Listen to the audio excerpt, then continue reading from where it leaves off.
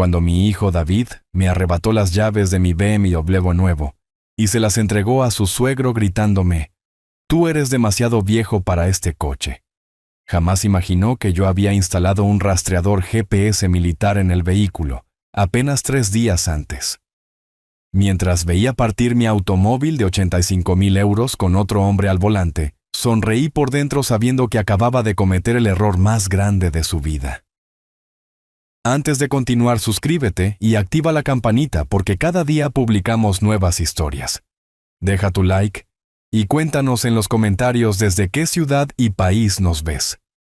Me llamo Emilio Vázquez Morales, tengo 68 años y durante 45 años trabajé como técnico especializado en sistemas de seguridad vehicular para empresas de transporte de valores en Barcelona.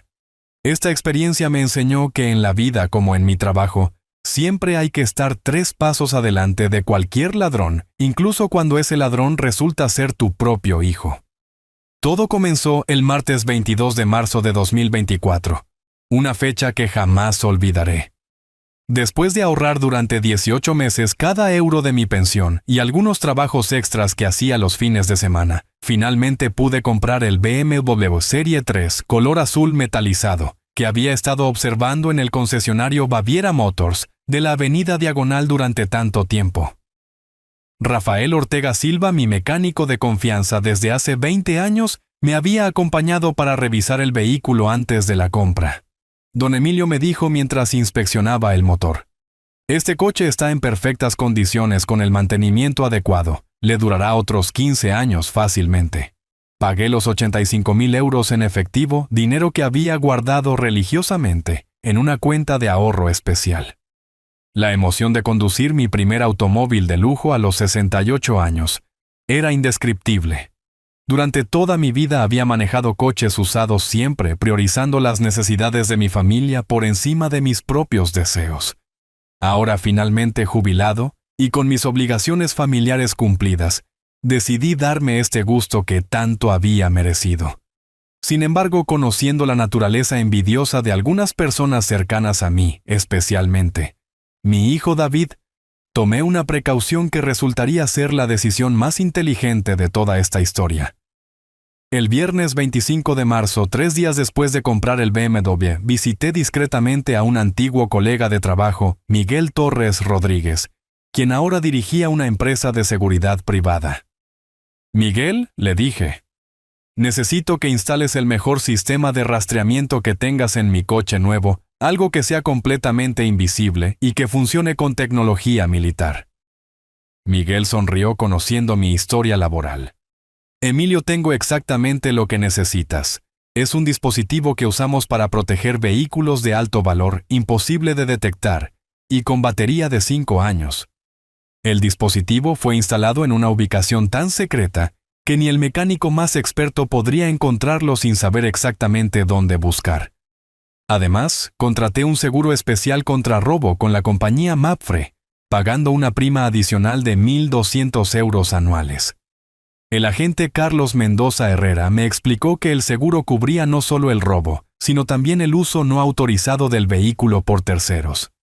Estas precauciones resultaron ser proféticas, porque apenas una semana después, comenzaron los comentarios envenenados de David durante la cena dominical del 4 de abril en mi casa de la calle Muntaner.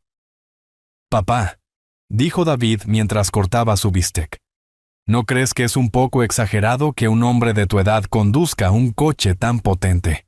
Antonio, mi suegro, siempre dice que después de los 65 años se pierde mucha agilidad al volante».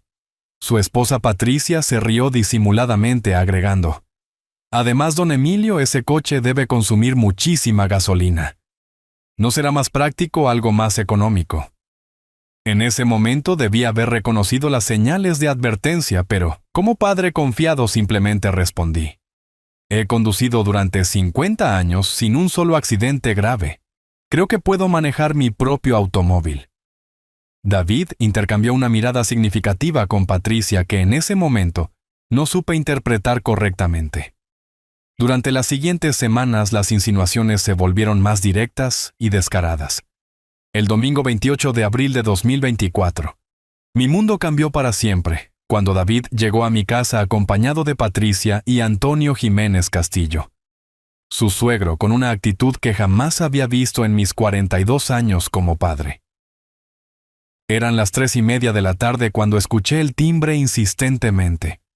Al abrir la puerta, David entró sin siquiera saludarme, seguido por Patricia, que llevaba una sonrisa extraña en el rostro, y Antonio, un hombre corpulento de 65 años con aspecto arrogante, que apenas había cruzado palabras conmigo, en las pocas ocasiones que coincidimos en reuniones familiares. «Papá, tenemos que hablar sobre una decisión importante», declaró David plantándose en medio de mi sala con los brazos cruzados. Su tono era completamente diferente al del hijo respetuoso que creía conocer. «Es sobre tu BMW. Hemos estado pensando y creemos que es hora de que hagas algo responsable con ese automóvil». Patricia se acomodó en mi sofá como si fuera la dueña de la casa sacando su teléfono móvil y comenzando a grabarnos. «Don Emilio», dijo con voz melosa pero falsa, «sabemos que usted pagó mucho dinero por ese coche, pero seamos realistas. A su edad, conducir algo tan potente es peligroso para usted y para todos los demás conductores». Antonio, que hasta ese momento había permanecido callado, observando mi sala, se acercó y puso su mano pesada sobre mi hombro. «Emilio, yo tengo experiencia manejando vehículos de alta gama. Trabajé 30 años como chofer ejecutivo para empresarios importantes de Madrid. Sé exactamente cómo tratar un BMW de esas características.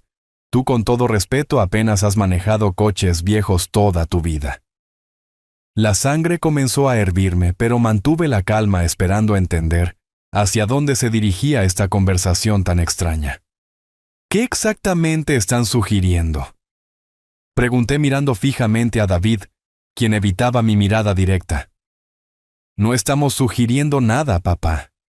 Te estamos informando de una decisión que ya tomamos por tu propio bien», respondió David con una frialdad que me atravesó el corazón como una navaja. «Antonio necesita un vehículo confiable para sus trabajos, y tú necesitas algo más adecuado para tu edad. Es una situación que beneficia a toda la familia». Patricia dejó de grabar momentáneamente y agregó: «Además, don Emilio, piense en lo feliz que se sentirá sabiendo que su coche está en manos expertas. Antonio ha manejado Mercedes, Audis, BMWs de empresarios millonarios. Él realmente sabe valorar y cuidar un automóvil de lujo». En ese momento comprendí que no estaban pidiendo mi opinión. Estaban exigiéndome que entregara las llaves de mi BMW como si fuera un objeto que podían redistribuir según su conveniencia. La humillación que sentí fue tan profunda que por unos segundos no pude articular palabra alguna. «David», logré decir finalmente, «ese automóvil lo compré con mis propios ahorros con dinero que junté trabajando horas extra durante 18 meses. No es un regalo que puedas repartir a tu antojo». Mi voz temblaba no de miedo, sino de indignación contenida. Antonio se rió con desdén. «Emilio, no seas terco. Mira la realidad. Eres un hombre mayor, probablemente tu vista ya no es la misma, tus reflejos están disminuidos. Ese coche es demasiado para ti. Yo, en cambio, estoy en perfectas condiciones físicas y tengo la experiencia necesaria». David se acercó más alzando la voz por primera vez en toda la conversación. «Papá, deja de comportarte como un niño caprichoso. Antonio sabe manejar mejor que tú, tiene más experiencia, y nosotros sabemos lo que es mejor para todos. Tú eres demasiado viejo para ese coche». Las palabras de mi hijo me golpearon con más fuerza que cualquier puñetazo físico. Patricia aplaudió teatralmente grabando mi reacción. «Exacto. Don Emilio, su hijo, tiene razón. Usted ya cumplió su etapa de conductor.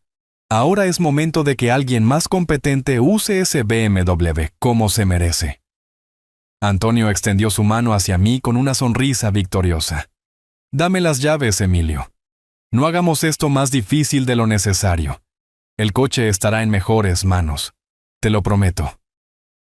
En ese momento sentí como si todo mi mundo se derrumbara. Mi propio hijo, la persona por quien había sacrificado tanto durante toda mi vida, me estaba tratando como si fuera un incapaz, un estorbo. alguien que no merecía disfrutar del fruto de su propio trabajo. Con el corazón destrozado pero fingiendo derrota, caminé lentamente hacia la mesa donde tenía las llaves del BMW. Patricia seguía grabando susurrando comentarios como, «Esto es lo mejor para todos», y «Qué responsable es David cuidando a su papá». Tomé las llaves con manos temblorosas no por miedo, sino por la rabia contenida, y se las entregué a Antonio. «Aquí tienes», dije con voz quebrada interpretando perfectamente el papel del anciano derrotado que ellos esperaban ver. Antonio tomó las llaves con una sonrisa triunfal y las mostró a la cámara de Patricia. «Perfecto, ahora este BMW tendrá un verdadero conductor. Emilio, no te preocupes, cuidaré tu coche como si fuera mío». David asintió satisfecho como si acabara de resolver un problema molesto. Los tres salieron de mi casa dirigiéndose hacia mi BMW estacionado en la entrada. Patricia siguió filmando mientras Antonio se acomodaba en el asiento del conductor, ajustando los espejos con familiaridad sospechosa, como si ya hubiera estado planeando este momento. Desde mi ventana los observé arrancar mi automóvil y alejarse por la calle, llevándose consigo no solo un vehículo de 85,000 euros, sino también la poca confianza que me quedaba en mi propio hijo. Sin embargo, mientras veía desaparecer las luces traseras de mi BMW, no pude evitar sonreír ligeramente. Ellos no tenían idea de lo que acababan de desencadenar. El lunes 29 de abril amaneció gris y lluvioso, exactamente como mi estado de ánimo después de la humillación del día anterior. Sin embargo, mi dolor se transformó rápidamente en determinación, cuando decidí actuar de inmediato para recuperar lo que legalmente me pertenecía. A las 8 de la mañana me dirigí directamente a la comisaría de los mozos de escuadra en la Rambla del Raval. El agente de guardia Jordi Batalla Sánchez me recibió con profesionalidad cuando le expliqué la situación. «Señor Vázquez», me dijo revisando mis documentos, «entiendo su preocupación, pero si su hijo tenía algún tipo de autorización». Agente Batalla, lo interrumpí mostrándole la documentación original del vehículo. Mi hijo no tenía ninguna autorización legal para entregar mi automóvil a terceras personas. Esto constituye apropiación indebida y posible falsificación documental si utilizó algún papel para justificar la transferencia. El policía estudió cuidadosamente los papeles del BMW, todos a mi nombre, con matrícula BCN 7854-HM. «Tiene razón, señor. Vamos a levantar un acta de denuncia inmediatamente. ¿Sabe usted dónde se encuentra actualmente el vehículo?», fingí incertidumbre, aunque sabía perfectamente que el rastreador GPS me permitiría localizarlo en cualquier momento. «No estoy seguro, agente. Mi hijo mencionó que su suegro lo necesitaba para trabajos, pero no especificó dónde ni por cuánto tiempo». Mientras el agente Batalla redactaba la denuncia, aproveché para llamar discretamente a mi vecina Carmen Ruiz Moreno, una mujer de 73 años que había presenciado parte del altercado del día anterior desde su balcón. «Doña Carmen», le dije, «¿podría usted testificar sobre lo que vio ayer en mi casa? Necesito documentar que mi hijo se llevó mi coche sin mi consentimiento real». Carmen, indignada por lo que había presenciado, aceptó inmediatamente. «Don Emilio, lo que hicieron con usted fue una vergüenza. Por supuesto que testificaré. Vi claramente cómo lo presionaron y lo obligaron a entregar las llaves. Eso no fue una donación voluntaria». Al salir de la comisaría con la denuncia oficial número 224-48851, me dirigí al despacho de Marcos Delgado Prieto, abogado especializado en derecho civil y penal, que había conocido años atrás cuando trabajé instalando sistemas de seguridad en su bufete de la Plaza Cataluña. Emilio, me saludó Marcos con genuina preocupación al escuchar mi historia. Lo que describe constituye varios delitos simultáneos: apropiación indebida, coacción y posiblemente falsificación documental. Citó algún documento para justificar la entrega del vehículo a su suegro. Le mostré la grabación que Patricia había hecho, la cual irónicamente constituía evidencia perfecta de la coacción ejercida sobre mí. Marcos, esta grabación demuestra claramente que no fue una donación voluntaria. Escucha los gritos de David, las amenazas veladas, la presión psicológica. Ningún juez consideraría esto como consentimiento libre. El abogado analizó el video con atención profesional. Emilio, esto es oro puro desde el punto de vista legal. Tu nuera documentó su propio delito. Además, el hecho de que Antonio se haya llevado el vehículo sabiendo que no tenía derecho legal sobre él, lo convierte en cómplice de receptación. Mientras Marcos preparaba la estrategia legal, yo activé discretamente la aplicación de rastreo GPS en mi teléfono móvil. El punto rojo en la pantalla mostró que mi BMW se encontraba estacionado en la avenida Meridiana número 428, en lo que parecía ser un taller mecánico. ¿Qué están haciendo allí?, me pregunté en voz alta, sintiendo una mezcla de curiosidad y alarma. Esa tarde, fingiendo casualidad, me acerqué al lugar indicado por el GPS. Era efectivamente un taller autoservicio Meridiana, dirigido por un mecánico llamado Rubén Castro Vega. Desde la distancia pude observar a Antonio hablando animadamente con el dueño, mientras señalaba diferentes partes de MI Automóvil. Me las arreglé para acercarme lo suficiente para escuchar fragmentos de la conversación. Sí, es mío ahora.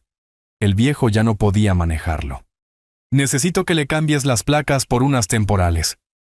Las palabras de Antonio confirmaron mis peores sospechas.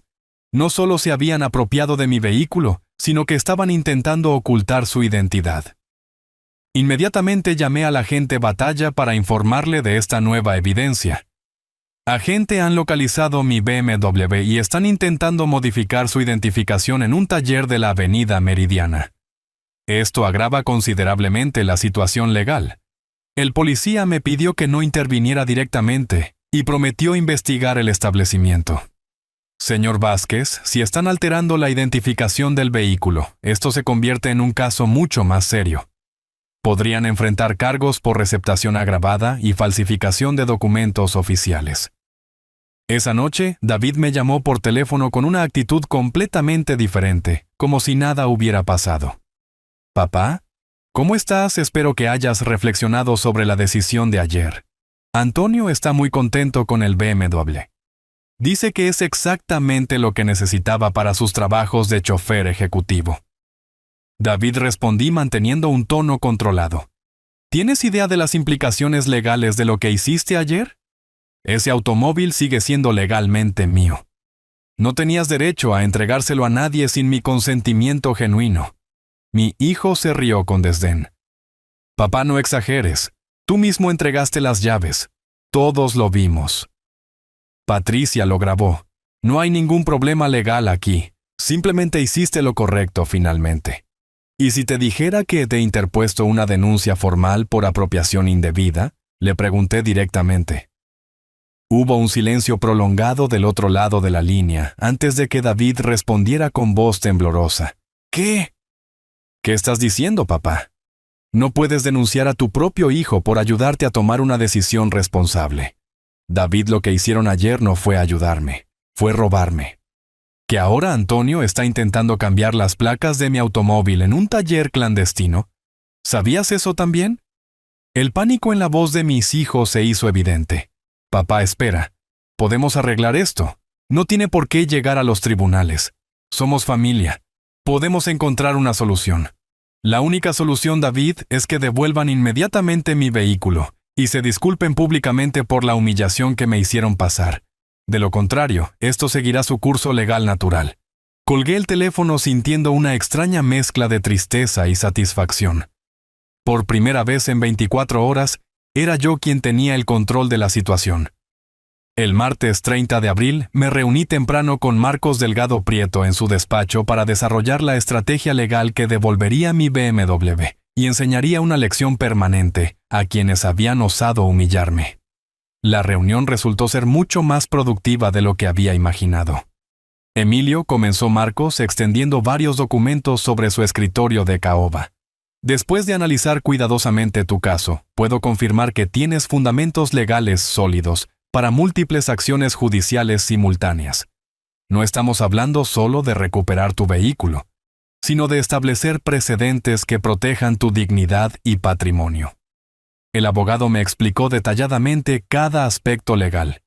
Primero tenemos apropiación indebida agravada contra David, por haberse apoderado de tu BMW mediante coacción psicológica documentada en video. Segundo, receptación consciente contra Antonio, por aceptar y utilizar un bien que sabía no le pertenecía legalmente. Tercero, tentativa de falsificación documental por intentar alterar la identificación del vehículo. Marcos continuó. Además, el hecho de que Patricia grabara toda la escena de coacción nos proporciona evidencia irrefutable. En derecho penal español, la coacción se define como obligar a alguien a hacer algo mediante violencia física o moral. Los gritos, las descalificaciones por edad y la presión grupal constituyen violencia psicológica clara. Le mostré la aplicación GPS de mi teléfono, donde el punto rojo indicaba que mi BMW seguía en el taller de la Avenida Meridiana. Marcos, tengo localización exacta del vehículo en tiempo real. Además, ayer confirmé que Antonio está intentando modificar las placas identificatorias, lo cual agrava significativamente los cargos. El rostro de mi abogado se iluminó. Tienes rastreador GPS instalado, Emilio. Esto es perfecto. No solo podemos demostrar dónde está el vehículo, sino también documentar todos sus movimientos desde el momento del robo. Esto convierte tu caso en prácticamente incontestable. Marcos me explicó el procedimiento. Presentaremos una denuncia ampliada incluyendo los nuevos elementos. Solicitaremos orden judicial de recuperación inmediata del vehículo y medidas cautelares para evitar su salida del territorio nacional. También pediremos indemnización por daños morales y perjuicios económicos. Mientras discutíamos los aspectos legales, mi teléfono sonó. Era Patricia, la esposa de David, con voz claramente alterada. Don Emilio, necesitamos hablar urgentemente. David está muy preocupado por lo de la denuncia. ¿Podemos encontrarnos para resolver este malentendido? Patricia, respondí con calma. No hay ningún malentendido. Ustedes robaron mi automóvil mediante coacción y ahora están intentando ocultar las pruebas modificando su identificación. Esto ya está en manos de la justicia. Pero don Emilio insistió con tono suplicante. Somos familia. Seguramente podemos llegar a un acuerdo sin involucrar a los tribunales. Antonio dice que puede devolver el coche inmediatamente si usted retira la denuncia. Dile a Antonio que es demasiado tarde para eso. El delito ya está consumado, las pruebas están documentadas, y la justicia seguirá su curso. Si realmente quieren minimizar las consecuencias, que devuelvan el vehículo voluntariamente y se preparen para enfrentar las responsabilidades legales de sus actos. Colgué sintiendo una satisfacción profunda. Por primera vez desde el domingo, ellos estaban experimentando la ansiedad y desesperación que me habían causado. Esa tarde, Marcos y yo nos dirigimos al juzgado de primera instancia número 15 para presentar formalmente todas las denuncias. La jueza Elena Vargas Cifuentes. Una mujer de unos 50 años con reputación de ser especialmente estricta en casos de violencia familiar, revisó minuciosamente nuestra documentación. Señor Vázquez, dijo la jueza después de estudiar el video grabado por Patricia. Este material audiovisual constituye evidencia excepcional. Raramente vemos casos donde los propios perpetradores documenten tan claramente sus delitos. Procederé inmediatamente a emitir orden de localización y recuperación del vehículo. La eficiencia del sistema judicial me sorprendió gratamente. En menos de 2 horas la orden judicial estaba lista y había sido transmitida a todas las unidades policiales de Cataluña. Mi BMW sería localizado y recuperado oficialmente en las próximas horas. Al regresar a casa encontré a David esperándome en la puerta con expresión desesperada. Papá, por favor, tenemos que hablar. Esto se está saliendo de control. Antonio está dispuesto a devolver el coche ahora mismo sin condiciones. David, le dije mirándolo directamente a los ojos. ¿Realmente creíste que podrías robarme mi automóvil, humillarme públicamente e intentar falsificar documentos, y después simplemente devolverlo cuando las cosas se complicaran? Esa es la clase de persona en la que te convertiste. Mi hijo intentó justificarse. Papá, nunca fue nuestra intención robarte nada. Genuinamente creíamos que era lo mejor para ti. Antonio tiene mucha experiencia con coches de lujo, y nosotros pensamos basta de mentiras, David. Exploté finalmente liberando 48 horas de rabia contenida. No me roben la inteligencia además del automóvil. Ustedes planearon esto, me coaccionaron, grabaron mi humillación e inmediatamente comenzaron a ocultar evidencias modificando las placas. Eso no es preocupación familiar, es un delito premeditado. David retrocedió visiblemente impactado por mi reacción. Nunca me había visto explotar de esa manera. Papá, lo siento mucho. No sabíamos que te sentirías tan mal. Podemos arreglar esto, te lo prometo. Lo único que pueden hacer ahora, le dije, recuperando la compostura, es enfrentar las consecuencias legales de sus decisiones.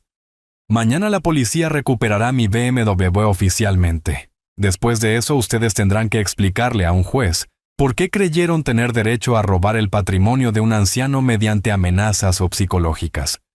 Esa noche, mientras revisaba todos los documentos legales preparados por Marcos, sentí una tranquilidad que no experimentaba desde hacía días. Finalmente, había recuperado el control de la situación, y quienes habían intentado aprovecharse de mi aparente vulnerabilidad estaban comenzando a comprender que habían subestimado gravemente a su víctima. El rastreador GPS mostraba que mi BMW seguía en el mismo taller, pero ahora sabía que en pocas horas estaría de vuelta en mis manos, donde siempre debió permanecer.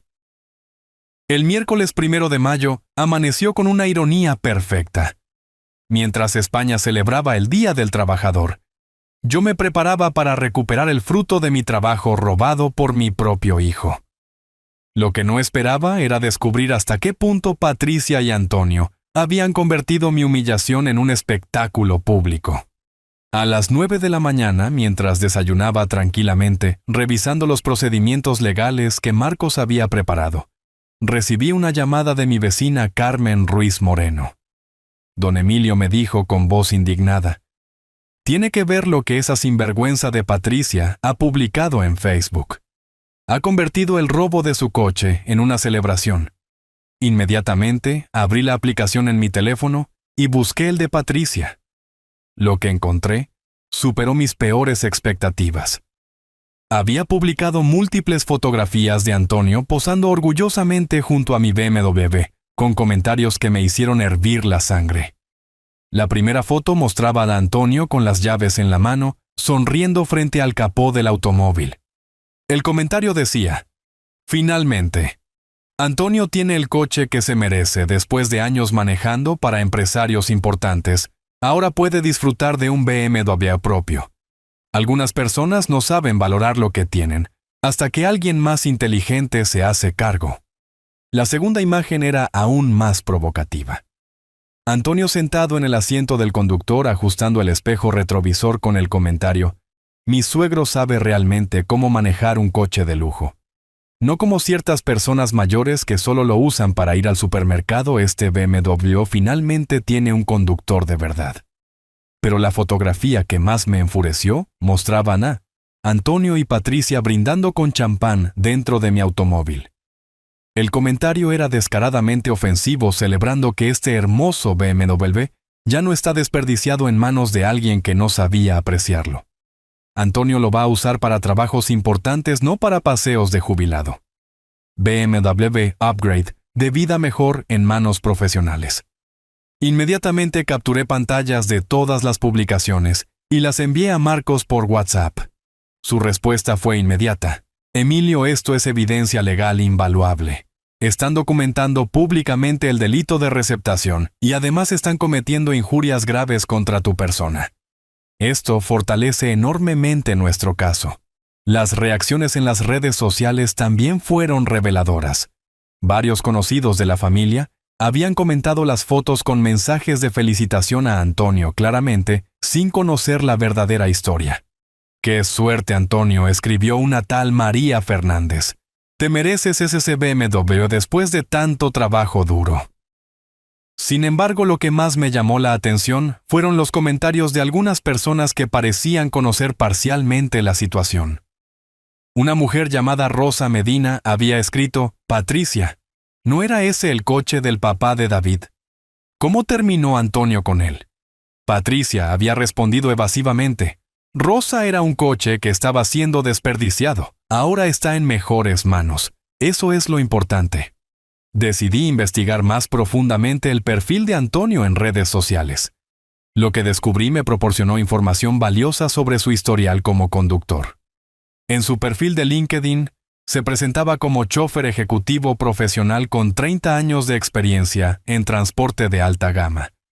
Sin embargo, al revisar cuidadosamente sus publicaciones anteriores, encontré inconsistencias preocupantes. En enero de 2024, Antonio había publicado una foto desde el interior de un autobús público con el comentario: «Otra vez sin coche propio, pero seguimos adelante». En febrero había pedido prestado dinero públicamente. «Si alguien puede ayudarme con 500 euros para reparar mi Renault viejo, se lo agradecería enormemente. Necesito trabajar y no tengo para el mecánico». Estas publicaciones revelaban que Antonio estaba en una situación económica desesperada, lo cual explicaba su interés repentino en apropiarse de mi BMW. Documenté cuidadosamente toda esta información como evidencia adicional de los motivos delictivos. A las 11 de la mañana, el inspector Carles Navarro Bosch, de los Mossos de Escuadra, me llamó con noticias esperadas. «Señor Vázquez, hemos localizado su vehículo en el taller que usted indicó. Procederemos a su recuperación inmediata con la orden judicial correspondiente. ¿Puede acompañarnos para identificar formalmente el automóvil?». Por supuesto, acepté inmediatamente. Llegué al taller Autoservicio Meridiana, acompañado del inspector Navarro y otros 2 agentes. La escena que encontramos confirmó todas mis sospechas.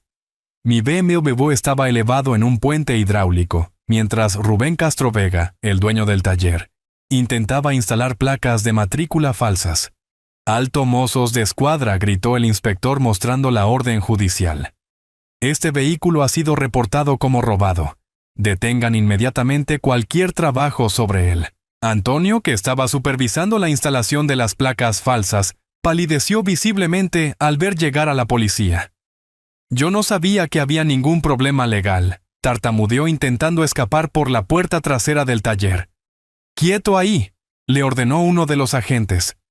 «Antonio Jiménez Castillo, queda usted detenido por receptación de vehículo robado y falsificación de documentos oficiales.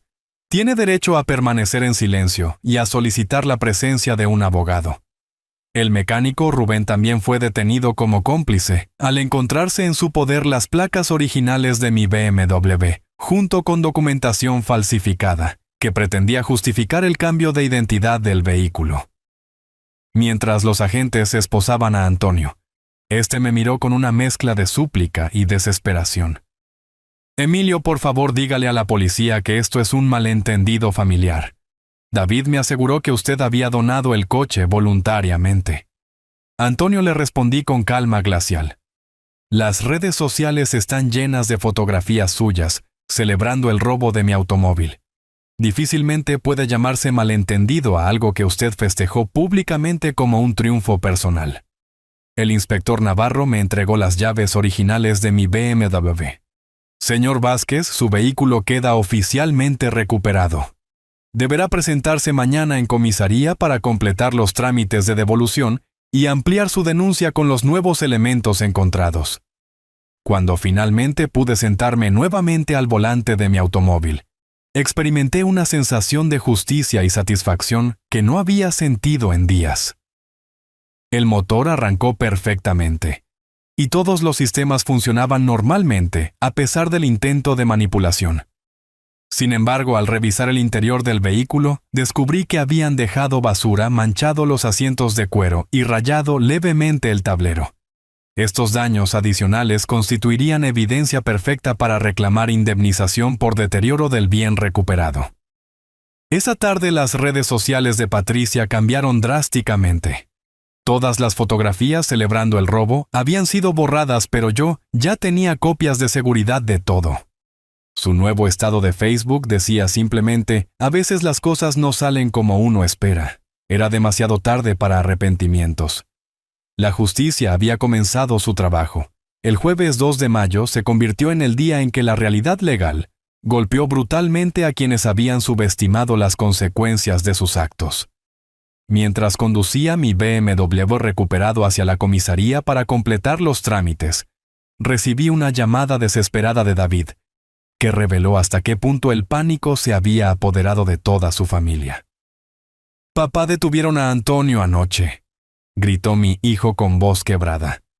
«Los abogados dicen que puede enfrentar hasta 3 años de prisión por receptación agravada y falsificación documental. Patricia está histérica. Dice que van a perder su casa si Antonio va a la cárcel. Tienes que hacer algo para detener esto». «¿David?», respondí manteniendo un tono sereno mientras estacionaba frente a la comisaría. «Yo no detuve nada. Ustedes eligieron robar mi automóvil, humillarme públicamente, falsificar documentos y celebrar sus delitos en redes sociales. Ahora la justicia española está haciendo exactamente lo que debe hacer: proteger a los ciudadanos honrados de los delincuentes. Pero somos familia, papá. No puedes permitir que Antonio vaya a prisión por un malentendido». «Un malentendido», repetí con ironía amarga. «No incluye intentar cambiar las placas de matrícula de un vehículo robado en un taller clandestino. Eso se llama ocultación de pruebas, y es un delito grave en cualquier código penal civilizado».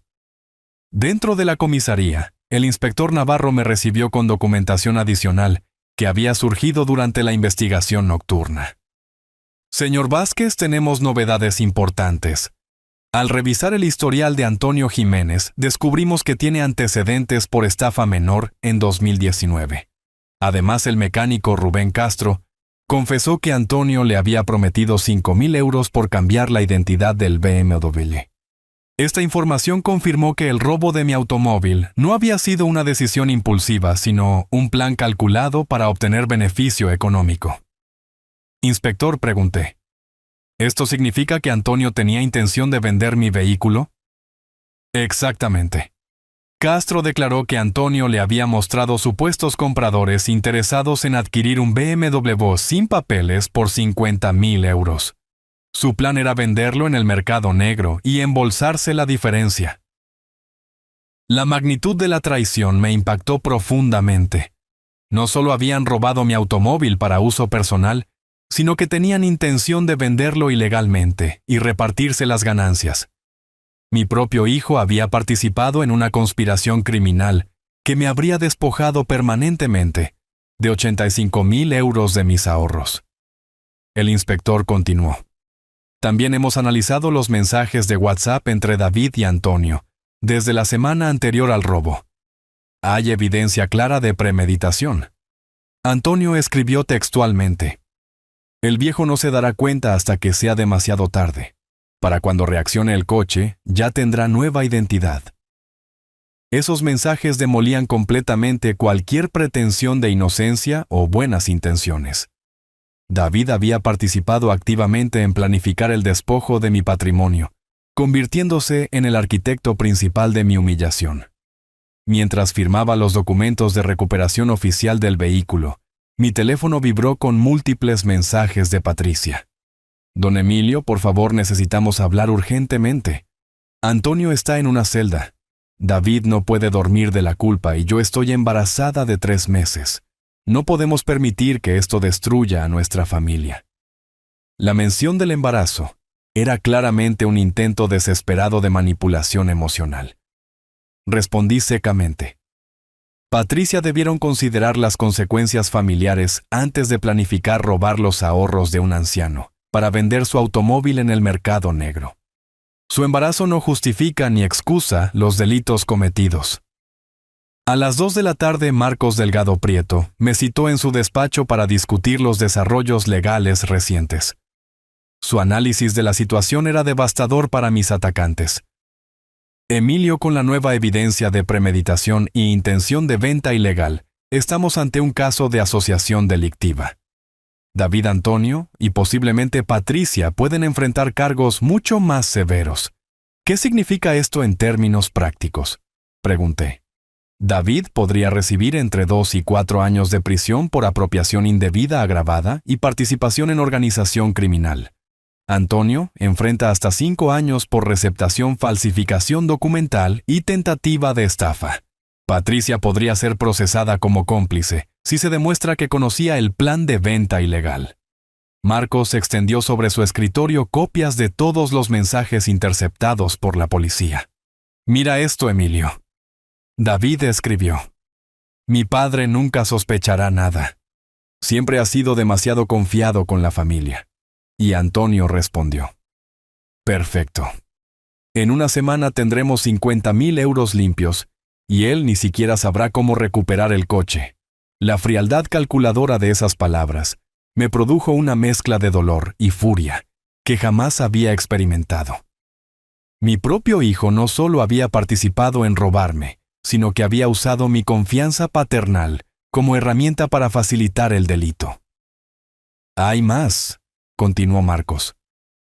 Patricia también envió mensajes a amigas presumiendo del plan. Escribió: Antonio va a conseguir un BMW gratis del suegro de David. Los viejos son tan fáciles de manipular cuando creen que es por su propio bien. Esa tarde el fiscal Roberto Mendoza Aguirre me convocó para ampliar mi declaración con los nuevos elementos probatorios. Señor Vázquez, me dijo el fiscal, su caso se ha convertido en ejemplar para combatir este tipo de delitos intrafamiliares. Vamos a solicitar las penas máximas para enviar un mensaje claro. Los vínculos familiares no protegen a los delincuentes. Al salir de la fiscalía, encontré a David esperándome en la puerta con expresión demacrada. No había dormido evidentemente, y su aspecto reflejaba el peso de las consecuencias que finalmente comprendía. Papá, necesito que sepas que nunca quise lastimarte tanto. Todo se salió de control. David, le dije mirándolo fijamente. Los mensajes interceptados por la policía demuestran exactamente lo que querías hacer. Planeaste robar mis ahorros, vender mi automóvil ilegalmente y repartir 50.000 euros mientras yo quedaba despojado y humillado. No hubo nada accidental en sus acciones. Mi hijo intentó justificarse una vez más. Papá, esos mensajes suenan peor de lo que realmente pensábamos hacer. Basta de mentiras, exploté interrumpiéndolo.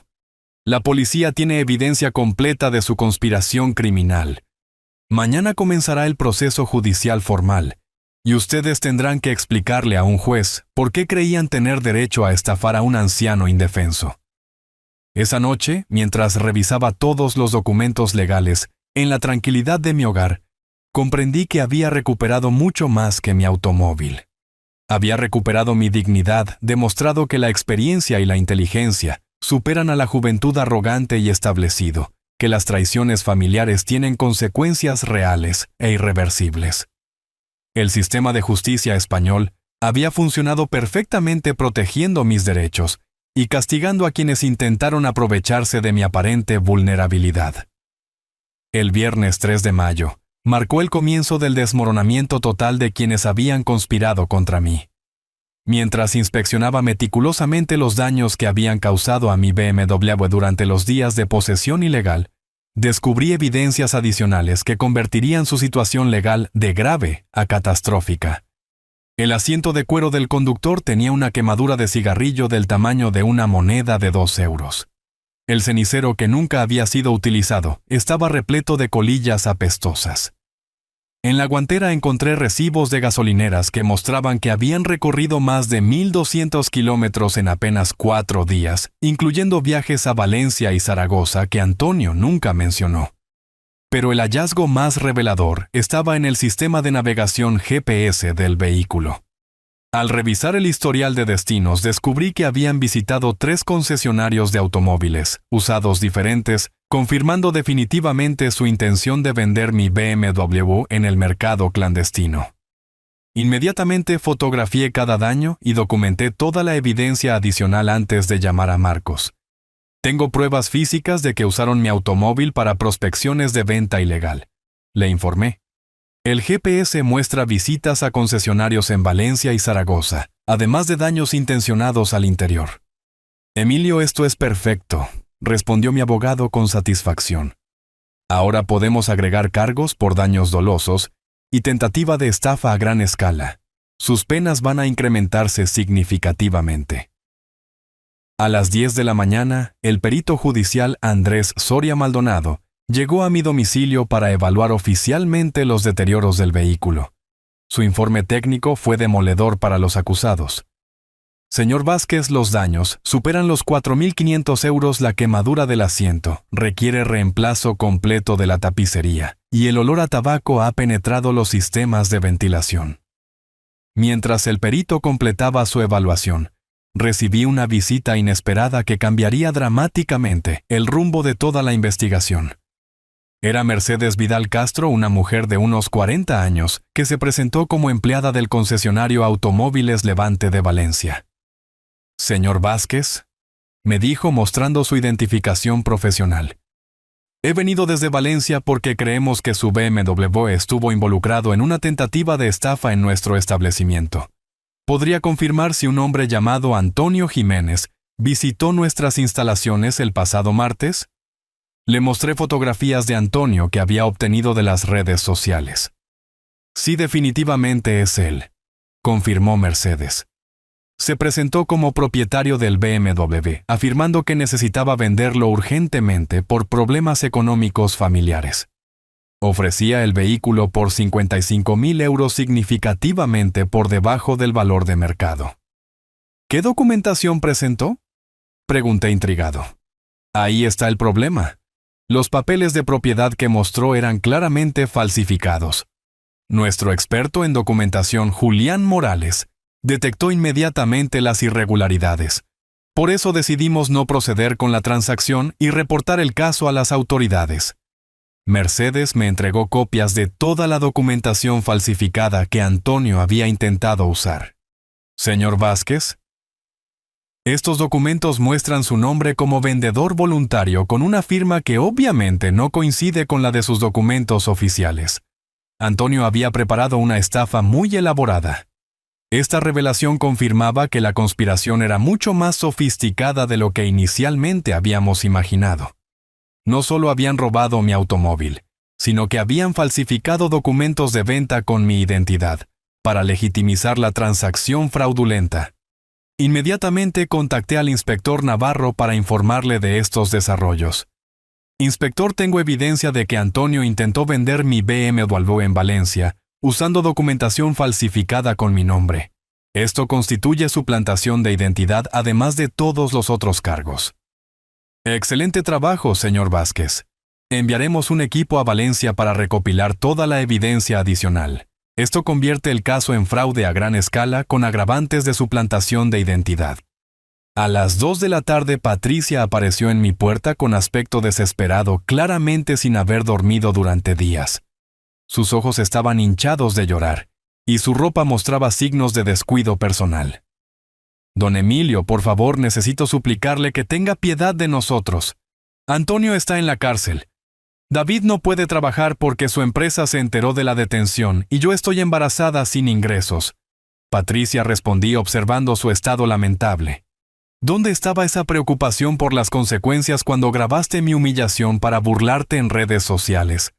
¿Dónde estaba tu conciencia cuando celebraste el robo de mis ahorros con champán dentro de mi automóvil? Pero, don Emilio, nunca pensamos que llegaría tan lejos. Creíamos que eventualmente usted entendería que fue lo mejor para todos. Antonio realmente necesitaba un vehículo para trabajar». «¿Trabajar?», pregunté con incredulidad. «¿Ya más trabajo intentar vender mi BMW por 55.000 euros en Valencia con documentos falsificados? Esa era la clase de trabajo que Antonio necesitaba hacer con mi automóvil». El rostro de Patricia palideció completamente. «¿Cómo sabe usted eso?». «Porque soy más inteligente de lo que ustedes pensaron, Patricia. Porque tomé precauciones que nunca imaginaron. Y porque la justicia española investiga a fondo este tipo de delitos para proteger a los ciudadanos honrados». Patricia comenzó a sollozar descontroladamente. «Don Emilio, si Antonio va a prisión, perderemos todo. Nuestra casa está hipotecada, tengo un bebé en camino, y David ya perdió su empleo. No sabemos qué vamos a hacer. Debieron considerar esas consecuencias antes de conspirar para robar el patrimonio de un anciano». Le respondí sin mostrar compasión. «Cada decisión tiene consecuencias, Patricia. Ustedes eligieron el camino del delito. Ahora deben enfrentar el camino de la justicia». Esa tarde Marcos me citó para revisar la estrategia legal actualizada con toda la nueva evidencia recopilada. Emilio, tu caso se ha convertido en textbook perfecto de conspiración criminal intrafamiliar. Tenemos apropiación indebida, coacción, receptación, falsificación documental, suplantación de identidad, tentativa de estafa y daños dolosos. Es prácticamente imposible que escapen de penas de prisión significativas. ¿Qué penas específicas están enfrentando?, pregunté. David puede recibir entre 3 y 5 años por liderar la conspiración. Antonio enfrenta hasta 7 años por los múltiples agravantes. Y Patricia podría recibir 2 años como cómplice, aunque el embarazo podría suspender la ejecución de su sentencia. Esa noche, mientras cenaba tranquilamente en mi BMW completamente restaurado, reflexioné sobre cómo la inteligencia, la paciencia y la confianza en el sistema judicial habían triunfado sobre la arrogancia, la codicia y la traición familiar. Quienes habían intentado aprovecharse de mi aparente vulnerabilidad estaban descubriendo que subestimar a un anciano experimentado puede ser el error más costoso de sus vidas. El lunes 6 de mayo llegó acompañado de una decisión que había estado madurando en mi mente durante los días más oscuros de esta traición. Era momento de cortar definitivamente todos los vínculos financieros y legales que me unían a David, protegiendo así mi patrimonio de futuros ataques de quienes habían demostrado considerarme únicamente una fuente de recursos para explotar. A las 8 de la mañana me dirigí al Banco Santander de la sucursal de Plaza Cataluña, donde mantuve cuentas durante 35 años. La directora Montserrat Rivas Oliva me recibió con la profesionalidad que caracterizaba nuestras relaciones bancarias desde hacía décadas. Señor Vázquez me saludó al revisar mi expediente. Veo que solicita cancelar varias operaciones vinculadas a su hijo David. ¿Puedo preguntarle el motivo de estos cambios tan significativos? Le expliqué resumidamente la situación legal que estábamos enfrentando. Montserrat frunció el ceño al escuchar los detalles. Comprendo perfectamente su decisión, señor Vázquez. Lamentablemente, los delitos financieros intrafamiliares están aumentando en España. Procederemos inmediatamente con todas las cancelaciones solicitadas. La primera medida fue revocar la procuración bancaria que había otorgado a David hace 12 años, cuando confié en que podría ayudarme con gestiones administrativas en caso de emergencia médica. Esta procuración le permitía acceder a todas sus cuentas corrientes y de ahorro, explicó Montserrat mientras procesaba la cancelación. A partir de ahora, solo usted tendrá autoridad sobre sus recursos. David desconocía completamente que durante años había estado depositando automáticamente 250 euros mensuales en una cuenta de ahorro complementaria que él utilizaba discrecionalmente para gastos familiares. Señor Vázquez, me informó la directora, en los últimos 5 años, su hijo ha retirado aproximadamente 15.000 euros de esta cuenta sin consultarle previamente. Esta revelación me impactó profundamente. Mientras yo economizaba cada céntimo para comprar mi BMW, David había estado sustrayendo discretamente mis ahorros para financiar el estilo de vida que mantenía con Patricia. La traición era mucho más profunda y prolongada de lo que había imaginado. Montserrat, quiero transferir inmediatamente todos esos fondos a una cuenta nueva de la cual David no tenga conocimiento alguno. Instruí decidido. La segunda medida administrativa fue contactar con AXA Seguros para cancelar la póliza de salud privada, que había estado pagando para David y Patricia durante los últimos 8 años. El costo anual de 3.400 euros había representado un sacrificio significativo de mi pensión, justificado por mi deseo de garantizar atención médica de calidad para mi familia. Laura Pérez Montoya. La agente de seguros procesó la cancelación con eficiencia. Señor Vázquez, la póliza familiar que mantenía cubría consultas especialistas, hospitalizaciones privadas y tratamientos odontológicos de alta gama. Sus beneficiarios perderán esta cobertura a partir del próximo mes. La tercera acción fue modificar radicalmente mi testamento. El notario Joaquín Torres Castillo, quien había redactado mi testamento original hace 15 años, me citó en su despacho de la calle Balmes para discutir los cambios solicitados. Don Emilio, me dijo el notario mientras revisaba las modificaciones, está usted alterando completamente la distribución de su patrimonio. David, quien era beneficiario principal del 60% de sus bienes, quedará ahora con apenas el 5% correspondiente a la legítima estricta que exige la ley española. Exactamente, notario Torres, mi hijo ha demostrado que considera mi patrimonio como algo a lo cual tiene derecho inmediato sin importar mi bienestar o dignidad. No permitiré que continúe viendo mi herencia como un botín que puede anticipar mediante delitos. El Nuevo Testamento redistribuía mis bienes de manera que el 40% sería donado a la Fundación Bancaria La Caixa para programas de asistencia a ancianos víctimas de estafas familiares. Otro 30% se destinaría a mi sobrina Elena Vázquez Herrera, hija de mi hermano fallecido, quien siempre me había tratado con respeto genuino. El 25% restante quedaría para gastos de mi propio cuidado médico en los años venideros. Don Emilio, observó el notario, esta distribución envía un mensaje muy claro sobre las consecuencias de traicionar la confianza familiar. ¿Está usted completamente seguro de esta decisión? Absolutamente, notario. David tendrá que aprender a construir su propia vida sin depender del patrimonio que tanto desprecia cuando está en mis manos, pero tanto codicia para sus planes delictivos. Esa tarde, David se presentó en mi casa con aspecto demacrado y desesperado. Evidentemente, había descubierto algunas de las medidas financieras que había implementado. Papá, el banco me llamó diciendo que mi cuenta de apoyo ha sido cerrada. Patricia recibió una carta de AXA cancelando nuestro seguro médico. ¿Qué está pasando? Lo que está pasando, David, es que estoy protegiendo mi patrimonio de delincuentes, que demostraron considerar mis recursos como botín disponible para sus conspiraciones criminales. Le respondí con frialdad absoluta.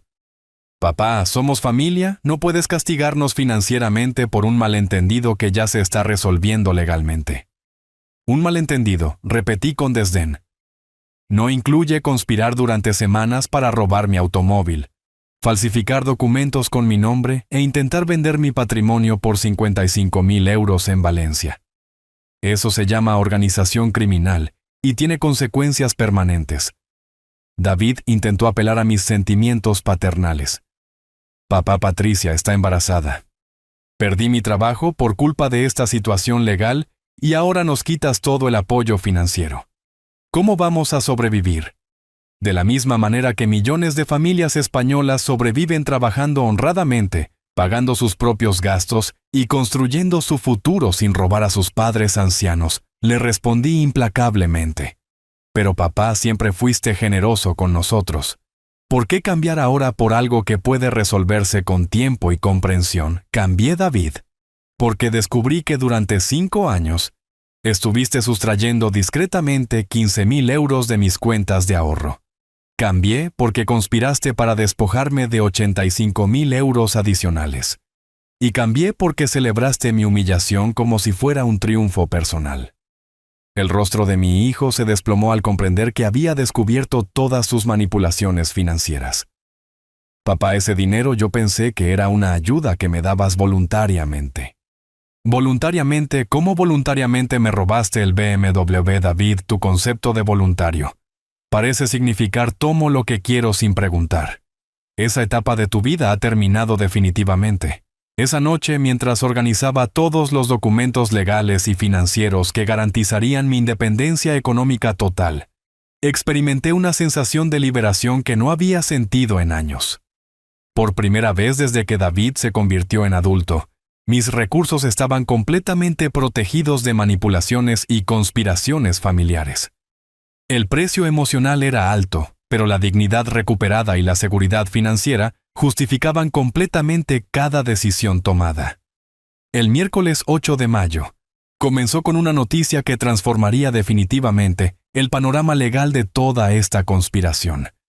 El fiscal Roberto Mendoza Aguirre me informó que habían decidido procesar también a Patricia como coautora intelectual del delito, después de descubrir evidencias que demostraban su participación activa en la planificación del robo. Señor Vázquez, me explicó el fiscal durante nuestra reunión matutina, hemos analizado exhaustivamente los mensajes de WhatsApp de Patricia con sus amigas durante las 2 semanas previas al robo. Las conversaciones revelan que ella fue quien sugirió inicialmente la idea de apropiarse de su BMW, manipulando tanto a David como a Antonio para ejecutar el plan. Me mostró transcripciones de conversaciones que me helaron la sangre. Patricia había escrito a su amiga Cristina Morales: Jiménez David es demasiado blando con su padre. Ese viejo tiene un coche que vale más que nuestro apartamento, pero lo usa apenas para ir al mercado. Antonio necesita un vehículo decente, y nosotros necesitamos el dinero que podríamos conseguir vendiéndolo discretamente. En otro mensaje, Patricia había detallado específicamente la estrategia psicológica.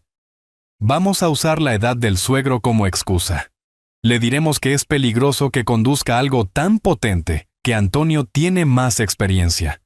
Los viejos son muy sensibles a esos argumentos cuando se los presionas correctamente. Fiscal Mendoza, pregunté sintiendo una mezcla de asombro y repugnancia. ¿Está usted diciendo que Patricia orquestó toda la operación criminal? Exactamente, ella identificó la oportunidad, manipuló a su esposo para que presionara a su padre, convenció a Antonio de participar, prometiéndole beneficios económicos, y coordinó la logística completa. David y Antonio fueron instrumentos de una mente mucho más calculadora. Esta revelación alteró completamente mi percepción de toda la traición.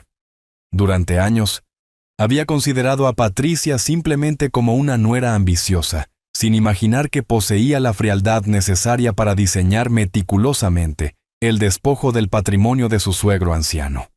El fiscal continuó: Tenemos evidencia adicional de que Patricia investigó previamente el valor de mercado de su BMW, contactó compradores potenciales en el mercado negro y estableció los precios de venta antes de ejecutar el robo. Su embarazo no fue coincidental. Lo planificó estratégicamente para generar compasión si la operación era descubierta. ¿Quiere decir que hasta el embarazo fue calculado como parte de la conspiración?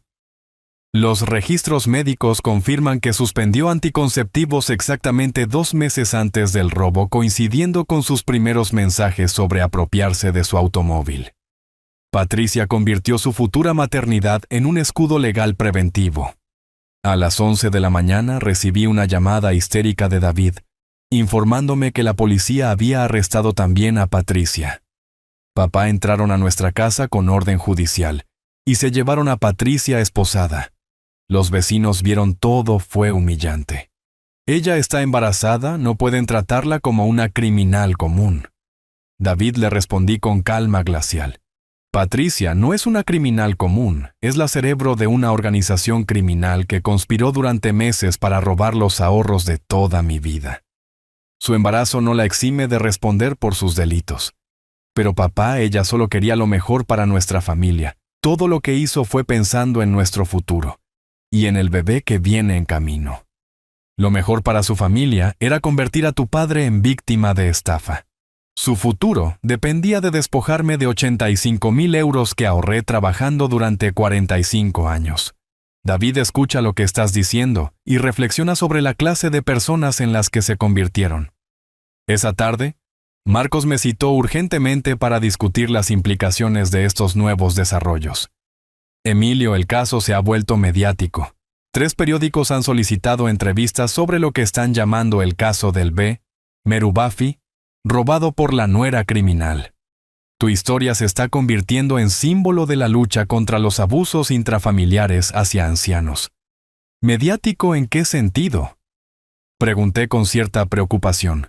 La Asociación de Defensa de Personas Mayores quiere usar tu caso para promover reformas legales que protejan mejor a los ancianos de estafas familiares. El fiscal general está considerando convertirlo en caso piloto para endurecer las penas por delitos contra personas vulnerables. A las 4 de la tarde, Antonio fue liberado temporalmente bajo fianza de 20,000 euros que su hermana consiguió hipotecando su vivienda. Su primera acción fue presentarse en mi domicilio para suplicar clemencia, completamente quebrado por las semanas en prisión preventiva. Emilio me dijo con voz temblorosa, claramente traumatizado por la experiencia carcelaria: necesito que sepas que yo nunca quise lastimarte. Patricia me convenció de que tú habías aceptado voluntariamente darme el coche. Ella me aseguró que todo era legal y consensuado. Antonio, ¿Realmente esperabas que creyera que no sabías que estabas siendo coaccionado? ¿Que no notaste mi resistencia y angustia mientras me gritaban y humillaban para entregar las llaves? Te juro por la memoria de mi madre, que Patricia me dijo que solo estabas siendo terco, pero que en el fondo entendías que era lo correcto. Ella me prometió que después agradecerías la decisión. Y los documentos falsificados para vender mi BMW en Valencia. También te convenció Patricia de que eso era legal y ético. Antonio bajó la cabeza avergonzado. Eso fue idea de ella. Me dijo que necesitábamos proteger el coche de posibles reclamaciones legales tuyas, que los nuevos papeles eran solo una formalidad administrativa. Yo no entiendo de leyes, Emilio. Confié en que ella sabía lo que hacía. La conversación confirmó que Patricia había manipulado expertamente tanto a David como a Antonio, utilizando sus debilidades emocionales y económicas para construir una red criminal con ella como única beneficiaria real. Esa noche, mientras reflexionaba sobre la complejidad diabólica de toda la conspiración, comprendí que había enfrentado algo mucho más sofisticado que una simple estafa familiar. Patricia había orquestado una operación criminal de múltiples niveles, usando manipulación psicológica, chantaje emocional y planificación estratégica para intentar despojarme sistemáticamente de mi patrimonio. Sin embargo, su error fundamental fue subestimar la inteligencia y determinación de su víctima elegida. Mi experiencia en sistemas de seguridad, mi preparación legal preventiva y mi negativa a ser intimidado habían desmantelado completamente su elaborada conspiración. La justicia estaba funcionando exactamente como debía, protegiendo a los ciudadanos honrados y castigando a quienes intentan aprovecharse de los más vulnerables. El lunes 13 de mayo se convirtió en el día en que las consecuencias definitivas de la conspiración criminal alcanzaron a cada uno de sus participantes, demostrando que la justicia española no tolera los delitos contra personas mayores, sin importar los vínculos familiares involucrados. La primera noticia llegó a las 8 de la mañana a través de una llamada de Marcos. Emilio, tengo noticias importantes desde 3 frentes diferentes. La empresa constructora Mediterránea, Obras, donde trabajaba David como supervisor de proyectos, ha decidido despedirlo definitivamente. Su director de recursos humanos, Felipe Navarro Ruiz, consideró que los antecedentes penales por conspiración criminal eran incompatibles con un puesto de responsabilidad. ¿Qué significa esto económicamente para David?, pregunté. Significa que pierde un salario de 3.200 euros mensuales más, los beneficios sociales que incluían coche de empresa, seguro médico, ampliado y planes de pensiones. Además, al ser despedido por causa justificada relacionada con delitos, no tiene derecho a indemnización ni subsidio de desempleo inmediato. La segunda consecuencia involucró directamente el patrimonio inmobiliario que David y Patricia habían adquirido confiando en mi apoyo financiero continuado. El director de Banco Sabadell, Tomás Guerrero Medina, me contactó para informarme sobre la situación hipotecaria de mi hijo. Señor Vázquez, me explicó el banquero. Su hijo David tenía una hipoteca de 240.000 euros sobre su vivienda en Hospitalet de Llobregat, con cuotas mensuales de 1.400 euros. Como avalista secundario de la operación, queríamos informarle que han comenzado los procedimientos de impago. Señor Guerrero, respondí firmemente, renuncio formalmente a mi condición de avalista.